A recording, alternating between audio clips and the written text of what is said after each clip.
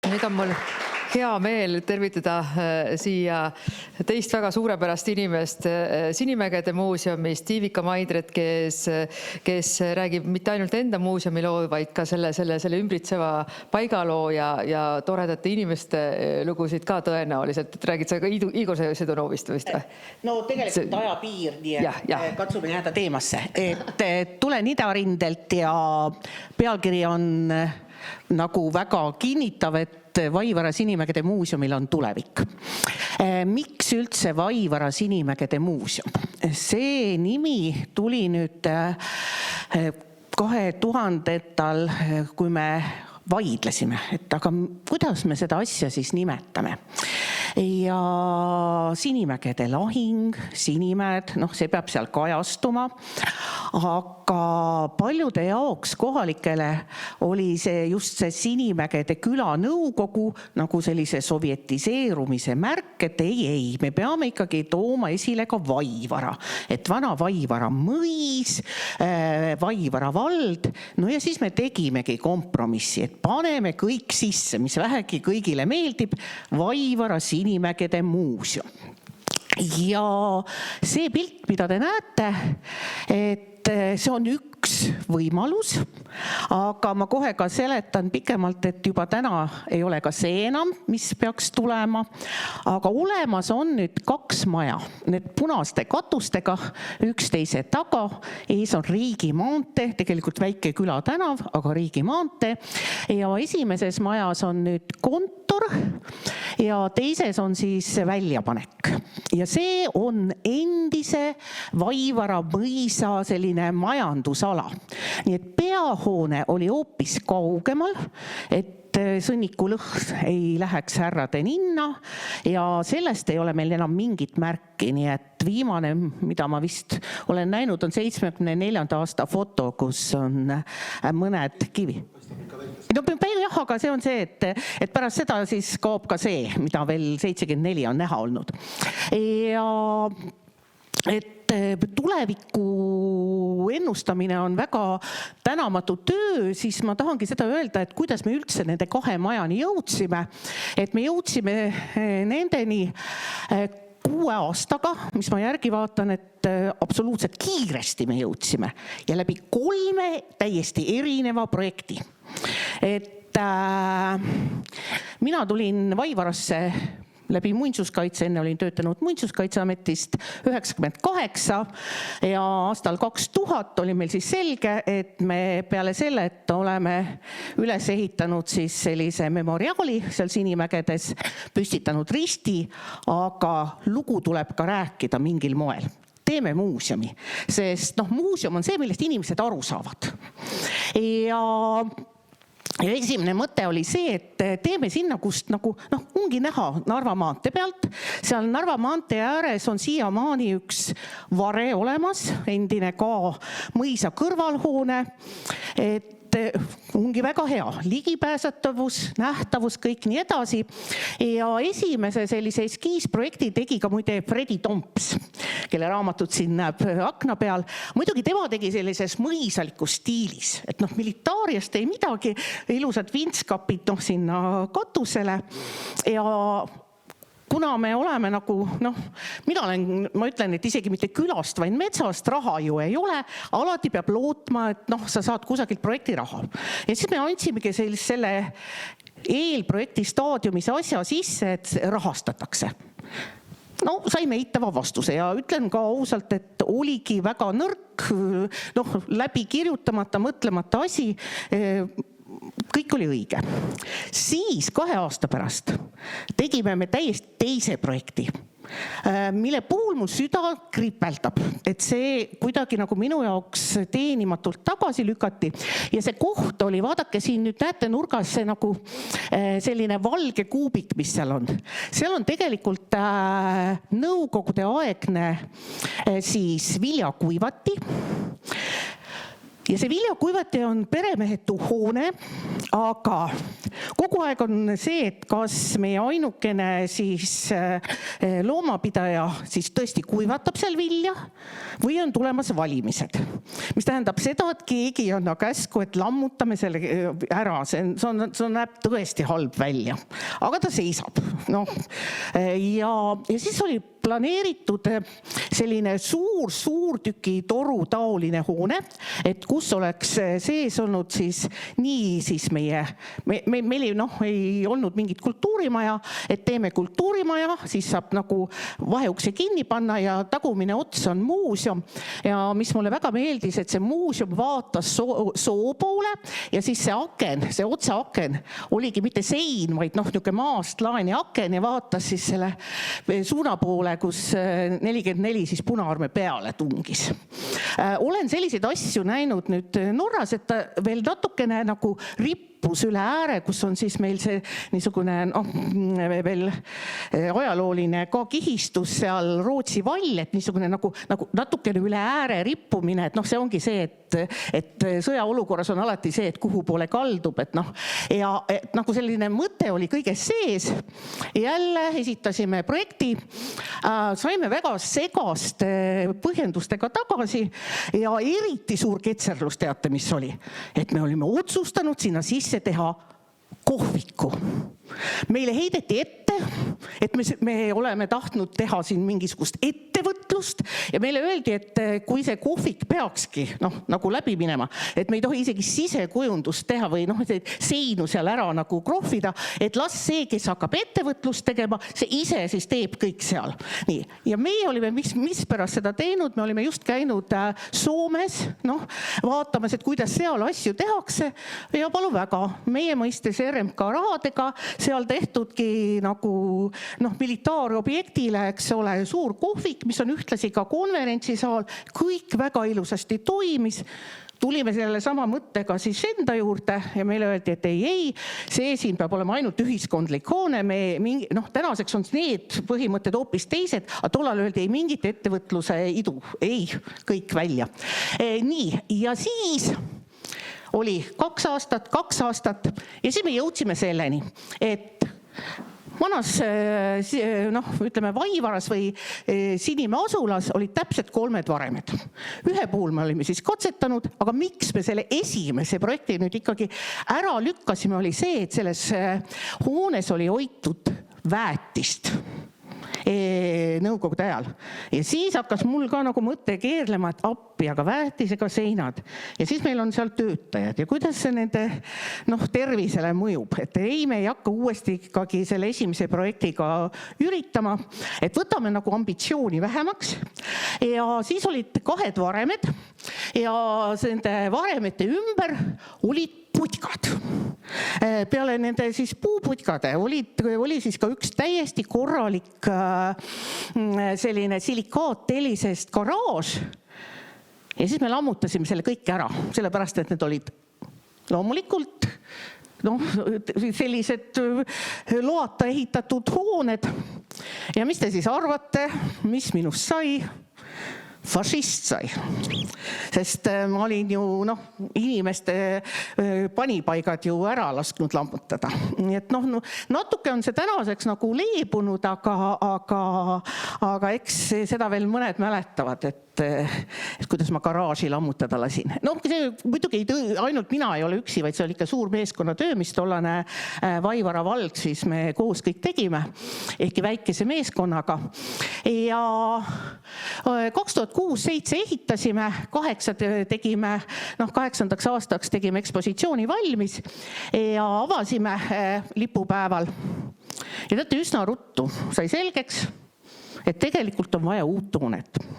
Sest mina ei olnud ju kunagi ka muuseumis töötanud ja kohe sai selgeks, et mis on puudu. Näiteks meil seal tagumises majas ei ole üldse tualetti. Ja ainuke tualett ongi selles esimeses majas nii, ja nüüd, kui klient tuleb, aga sa oled üksinda seal tagumises majas, siis sa pead ju teda nagu usaldama, et ta läheb, sa annad talle võtme ja sa loodad, et ta ei võta mitte midagi sinu kontorist kaasa. Niimoodi, sest sul ei ole teist inimest, kes valvaks seal, kui ta käib seal. Nii et siiamaani on kõik toiminud, et midagi pole nagu juhtunud, aga see tualeti probleem tuli üsna ruttu välja. Nii, ja siis edasi oligi see, et aga läheme nagu suuremaks. Ja jälle see, et oma raha nagu nii ei ole, see pole nii tähtis asi, sest vaadake, kohaliku omavalitsuse korralduse seaduses ei ole sõnagi kultuurist. Seal räägitakse sellest, kuidas peab teid ja ma ei tea, mida muud kõike tegema, aga kultuuri seal ei ole. Nii, ja kultuur peab ise ära elama kuidagi. Nii et jälle, kust saab projekti raha ja selleks ajaks olime me juba siis sihtasutus, mis tähendab seda, et enne me alustasime sellega, et me olime valla allasutus, kultuuri ripad, siis me olime juba iseseisvunud oma registreerimisnumbriga ja nii edasi. Ja me tegime järgmise projekti aastal 2017 ja selleks andsid raha siis kohalikud sotsid ehk katuseraha. Mina ei ole küll midagi teinud sotside heaks, aga nemad on minu jaoks midagi teinud. Ja siis oli see, et see planeering oli nende majade taga, nüüd kus on, näete, see niisugune musta-punase kirju, oli ta nagu punker. Mõte oligi, et ta ei varjutaks neid esimesi hooneid, et täpselt need nagu tänased punkrid, et ta ongi selline maa sisse minev, selline nagu selline, ütleme, küngas. Ja isegi alustasime detailplaneeringuga, mille me nüüd sel aastal tühistasime, sest kaugemale sellest otsusest, et detailplaneering tuleb, me kaugemale ei jõudnud ja siis ei asi nagu seisma. Ja kui te küsite, miks, loomulikult nagu alati raha. Et raha on see tähtis asi. Ja nüüd ma jõuan siis viimaste arenguteni, kus ma pean ütlema väga suure siis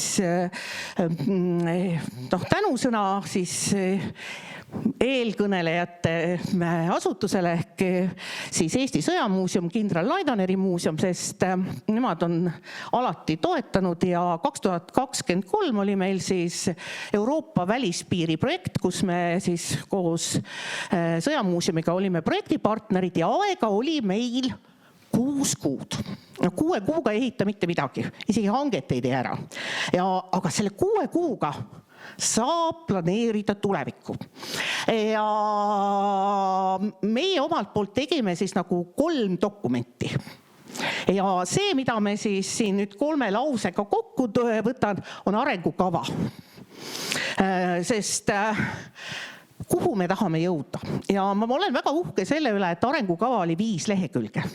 Sest meil seal kiputi tegema dokumente, mis olid 40 lehekülge, kes jõuab neid lugeda, sa pead ütlema ära 5 leheküljel.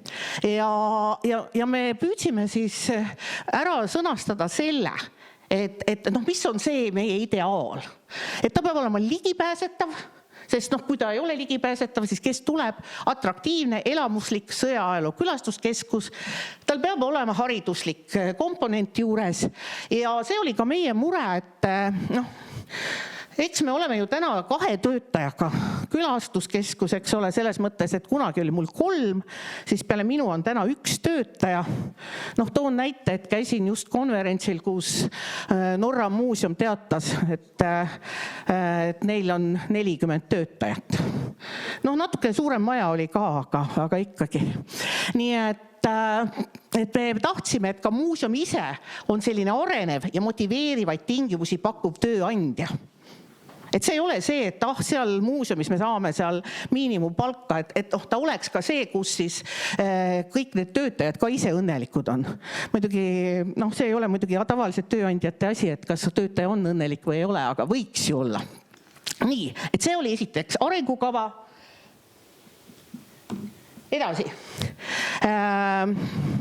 Valmis visiooni dokument, et kui sa lähed ideed tutvustama, siis peab sul olema midagi ka pihku anda, täpselt nagu see arengukava, aga lühike selline dokument, et kuhu me tahame jõuda. Ja Noh, selleks peab ju alati tööd tegema, sa pead nagu mingisuguse kraavi sisse ajama, et siis mööda seda nagu siis sillutada teed. Ja jälle tänu Sõjamuuseumile jõudsime me Alar Karise Roosiaia kõnesse, et seda tsitaati saab siis nüüd lugeda. Oli küll väga uhke, sest pärast kohe siis, kui see kõne oli ära, siis hakati mulle helistama ja öeldi, kas sa tead, president tsiteeris, ma ütlesin, ei tea, aga nüüd tean. Nii et jälle tänu Sõjamuuseumile ja selle visiooni autor oli meil siis Meelis Oidsalu, kes ma vaatasin selle visiooni veel enne siia tulekut korraks läbi, et mida sealt siis võtta. Ja siis seal on siis öeldud seda, et see olekski nagu see koht, kus saaks nagu oma ajalootunnetust ühtlustada, sest meie puhul on just see, et me asume sellises kohas, kus eestlased on vähemuses ja kui me räägime ka oma ajalootunnetusest, siis eestlastega on meil kõik korras. Pigem on meil siis alati see küsimus, et need inimesed, kes elavad venekeelses kultuuriruumis, et nende puhul on prognoositav, mida nad arvavad ja vahel me ka teame, mida nad arvavad, aga sellega on siis ka neid suuri küsitavusi. Ja meil on lootus, et äkki võiks sellest muuseumist saada see koht, kus siis nagu mitte neid pingeid juurde tekitada, vaid hoopis neid leevendada. Et mulle nagu see idee väga meeldib. Aga see on kõik ka väärtuste küsimus. Ja nüüd siis see kolmas asi, mis siis tekkis, oli siis Velle Kadalippu selline eskiisprojekt, kus siis näete siis need täna olemasolevad majad on number 3 ja 2 ja siis see helesinine osa on nüüd siis kõik nagu mõeldud juurdeehitusena, kusjuures see alumine sinine plokk oli mõeldud siis mitteköetavana, et sinna läheks siis raske tehnika, et meil on praegu seal õue peal 2 Vene haubitsat ja siis on veel ka üks laenatud Saksa relv ja veel ka lennuk ja kõik nii edasi, et see võivad ka ilma kütmata olla, et ei juhtu nendega midagi. Ja kõik see siia ümber siis ka kõik need parklad ja näete siin pildi peal ikkagi sama ka kuivati on ikka veel pildi peal, nii et ma tahaks, et see kaoks sealt ära. Aga me sel aastal lõpuks jõudsime siis uue detailplaneeringuni ja veidi aega tagasi saabus nüüd siis muinsuskaitse kiri. Ja muinsuskaitse mida ütles? Muinsuskaitse ütles, et see tagumine plokk näete siin, et seda ei tule. Et me ei tohi kaugemale nagu ehitada, kui siin see hoonestus on, ehk siis see sama vana viljakuivati jood. Ja teine asi, mida nad ütlesid, et torni ka ei tule. Siin me ka panime nagu sellise torni sellele majale, et ei ole vaja mingit vaate varjamist, aga teate, ma olen juba nii elukogenud inimene, et mingit hüsteeriat ma ei tekitanud, võtsin teadmiseks ja vaatame, mis see elu toob. Et tõepoolest ju, et üks võimalus on see, et see ekspositsiooniruum, mis siin on, näiteks tehagi pooleks, et üks on mitteköötav, teine on köötav, et võtta seda siis tõesti suurt mahtu kokku või lükatada siis sinna lammutada ära see kuivati, panna ta sinna, et tegelikult ju lahendusi on, et see panebki nagu fantaasia tööle, et kui sulle öeldakse, et ei saa, aga siis tuleb ju mõelda, kuidas saab. Ja mis mulle nagu selle asja juures väga meeldib, et kuna meil oli kogu aeg see vetsu probleem, et siin on näiteks ikka hirmus palju vetsusid, et ma naarsin, et nende arvelt saab ka natuke maha võtta, et võib-olla ei olegi nii palju neid vaja sinna. Aga mis on selles muuseumis see kõige tähtsam, mida ei saa maha võtta? Et näete, siin nurgas on nagu selline väike plokk siin nende suurte plokkide juures, kuhu oli mõeldud siis selline, ma ei oskagi seda õiget sõna öelda. Ellar ütles see sõna, et nagu elamusteater, mis ei ole nagu inimestega, see ei ole ka nagu kino, see on niisugune automatiseeritud etendus. mehaaniline teater, jah. Mida me käisime siis ka selle projekti raames vaatamas seltskonnaga Belgias, kus selline asi on olemas, kus ongi see, et sul on nagu kinoruum, seal on nagu selle asja nimi on peensõna tourniquet, et siis mingi hetk siis tuli läheb tööle, sa nagu kinosaali lähed ja siis hakkavad seal liftid niimoodi tõusma ja langema, erinevad pildid ja seal jutustatakse ühte lugu, mis ei ole väga pikk, mingi hetk see lõpeb, sa lähed teisest uksest välja ja järgmine seltskond tuleb sisse. Nii et ausalt väga hea mõte oli see, et sellest tahaks küll kinni hoida, et kõikjalt mujalt võiks nagu loobuda, aga see võiks jääda ja peaks jääma. Ja lõpetuseks ma ütlengi, et ma ei ole nõidnaastja, ma tõesti ei tea, milline on tulevik, aga kindlasti on. Ja aitäh tähelepanu eest. Kuhu sa nüüd jooksed? ja kollektsiooni, mida hoida seal on? No meil ongi see häda, et kui me alustasime, siis me veel laenasime juurde, et oleks nagu midagi näidata.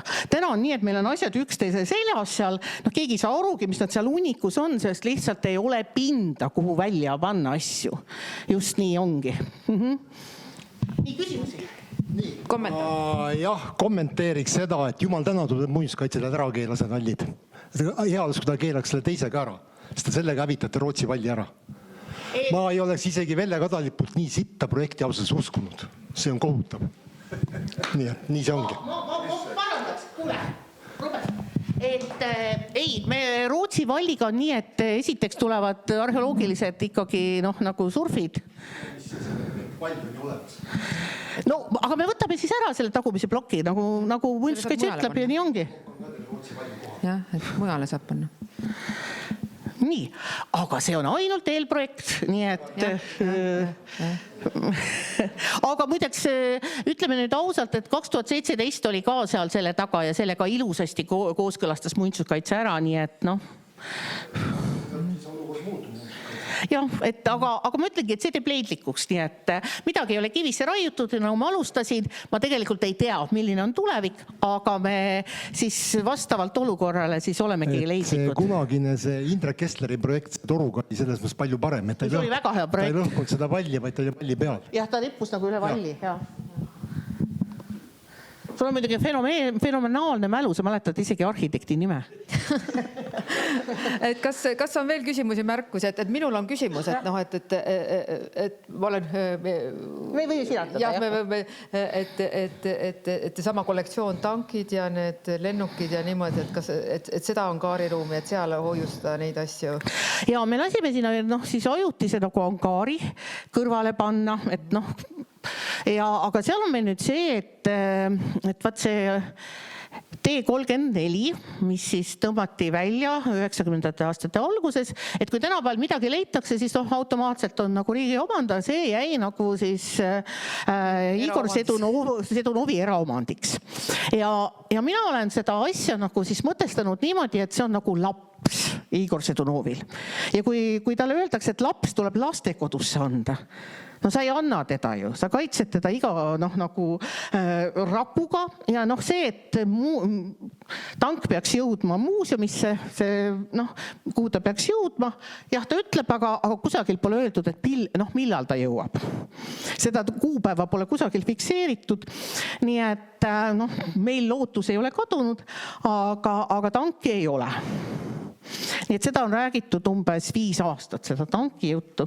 Ja minul ei ole ka mingit kuupäeva, et millal see tulema hakkab, sellepärast, et seal ka siis oli nii-öelda toru deaktiveerimine. Ma ei tea, kui kaugel siis Kaitsevägi on sellega, et on andnud paberid, et need on deaktiveeritud.